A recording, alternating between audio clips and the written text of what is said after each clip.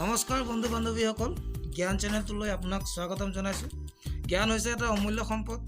জীৱন শেষ হৈ যায় কিন্তু জ্ঞান শেষ নহয়। চেনেলটো যদি প্ৰথমবাৰ চাইছে তেন্তে ছাবস্ক্ৰাইব কৰি ল'ব আৰু কাষতে থকা বেল আইকনটো প্ৰেছ কৰি দিব, যাতে মই দিয়া ভিডিঅ'টোৰ ন'টিফিকেশ্যন আগতে পায়। ভিডিঅ'টো যদি ভাল লাগে তেন্তে লাইক কৰিব আৰু এই ভিডিঅ'টো যদি কাৰোবাৰ উপকাৰ কৰিব বুলি ভাবে তেন্তে শ্বেয়াৰ কৰিব। আৰু আপোনাৰ যদি কিবা জানিবলগীয়া থাকে তেন্তে কমেণ্ট কৰি জনাব। আৰু দেৰি নকৰি আজি আমাৰ ভিডিঅ'টো আৰম্ভ কৰিবলৈ ওলাইছোঁ। নমস্কাৰ বন্ধুসকল, আজি মই এই ভিডিঅ'টোত প্ৰেজেণ্ট কণ্টিনিউৱাছ টেন্সৰ বিষয়ে জনাবলৈ ওলাইছোঁ। ইতিমধ্যে যদি আপোনালোকে এই চেনেলটো প্ৰথম চাবলৈ আহিছে তেন্তে চেনেলটো ছাবস্ক্ৰাইব কৰি ল'ব আৰু কাষতে থকা বেল আইকনটো প্ৰেছ কৰি দিব, যাতে মই আপলোড কৰা ভিডিঅ'ৰ ন'টিফিকেশ্যনবোৰ আগতে পায়।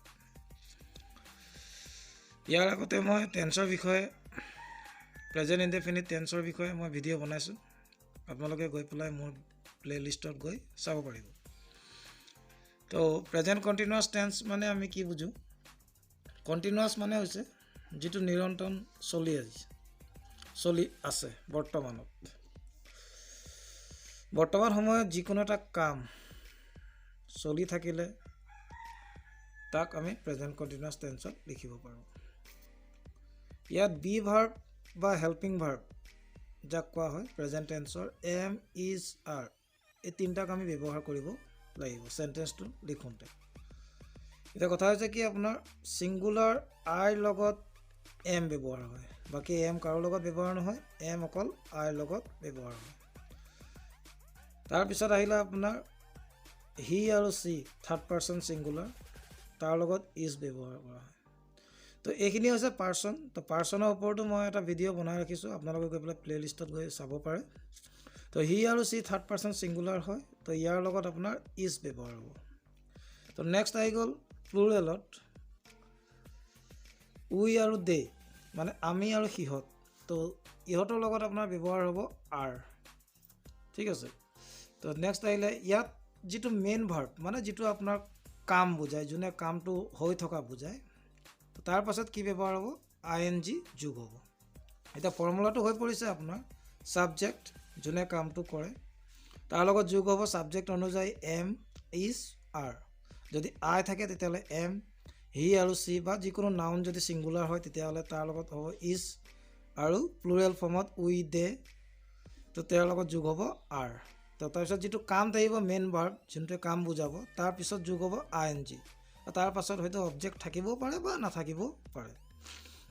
তো নেক্সট আহি গ'ল, ইয়াত দেখুৱাই দিছোঁ মই আই এম প্লেয়িং, মানে মই খেলিছোঁ বা খেলি আছোঁ। এতিয়া কথা হৈছে কি, মই কি খেলি আছোঁ বুলি ক'লে যদি মই ফুটবল খেলি আছোঁ, তো ফুটবলটো হৈ গৈছে আপোনাৰ অবজেক্টত আহি গৈছে, বা ক্ৰিকেটো হ'ব পাৰে বা যিকোনো খেল হ'ব পাৰে।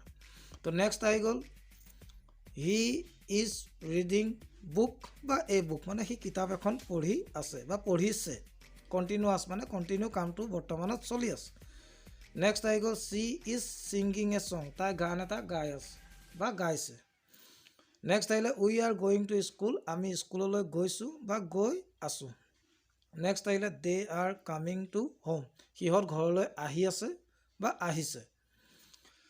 নেক্সট আহি গ'ল এই যিখিনি পজিটিভ চেণ্টেন্স আছে, এই চেণ্টেন্সখিনিক আমি নিগেটিভ কেনেকৈ কৰিম? তো নিগেটিভ কৰিবলৈ হ'লে সাধাৰণতে আমি নট ব্যৱহাৰ কৰিব লাগে, আৰু নট ব্যৱহাৰ হ'লে আমি ইয়াত যিটো বি ভাৰ্ব আছে এম, ইজ, আৰ, ইয়াৰ পাছত আমি নট ব্যৱহাৰ কৰি ইয়াক আমি নিগেটিভ কৰিব পাৰোঁ। যেনেকৈ ধৰি লওক I am not playing football, মই ফুটবল খেলা নাই বা মই খেলি থকা নাই। He is not reading a book, সি কিতাপ পঢ়ি থকা নাই। নেক্সট আহিলে চিম্পুল ইণ্টাৰগেটিভ, যাক আমি সাধাৰণ প্ৰশ্ন বুলি কোৱা হয়।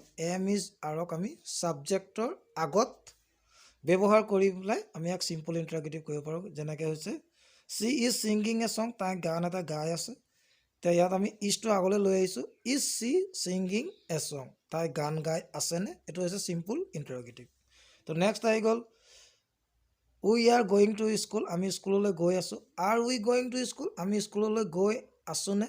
এইটো হৈছে আপোনাৰ চিম্পুল ইণ্টাৰগেটিভ। ঠিক তেনেদৰে নেক্সট আহি গ'ল দে আৰ কামিং টু হোম, সিহঁত ঘৰলৈ আহি আছে।